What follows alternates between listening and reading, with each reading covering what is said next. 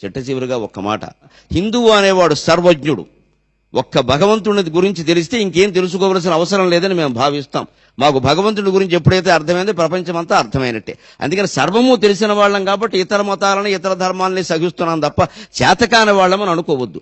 మేము గోవులు లాంటి వాళ్ళం, గోవుని పూజిస్తామని చెప్పడానికి గర్విస్తాం. గోవు తల్లి అంటూనే తల్లి మాంసం మజాగా ఉంటుందని మాట్లాడే మూర్ఖాగ్రేసర చక్రవర్తులం మేం కాం. అందుకని మా ఆవుగానే తల్లిగానే, మా తల్లిని ఆవుగానే చూస్తాం, ఆవుని తల్లిగానే చూస్తాం.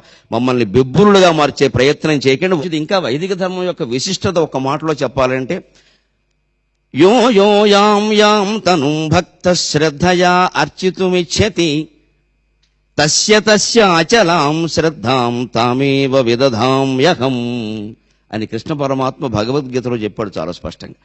అసలు ముస్లింలకు కానీ, క్రైస్తవులకు కానీ, బౌద్ధులకు కానీ, జైనులకు కానీ, చివరికి నాస్తికులు కానీ వాళ్ళ మతాల పట్ల భక్తి కలిగిస్తున్నది నేనే అన్నాడు ఆయన. వాళ్ళ ఆలోచన విధానం, వాళ్ళ ఆరాధన పట్ల శ్రద్ధ కలిగిస్తున్నది యో యో యాం యాం తను భక్త శ్రద్ధయా అర్చితు మెచ్చిది.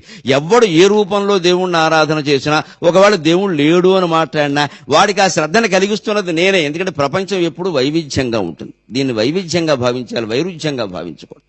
ఇది వెరైటీ తప్పితే కాంట్రవర్సీ కాదు ఇది. అందుకని ఆ వైవిధ్యాన్ని నేను గౌరవించి ప్రేమించి వాళ్ళ దేశాల్లో ఆయా దేవుళ్ల పట్ల భక్తి నేను కలిగిస్తున్నాను. మేము స్పష్టంగా చాలా బాగా నమ్ముతాం హిందువులం.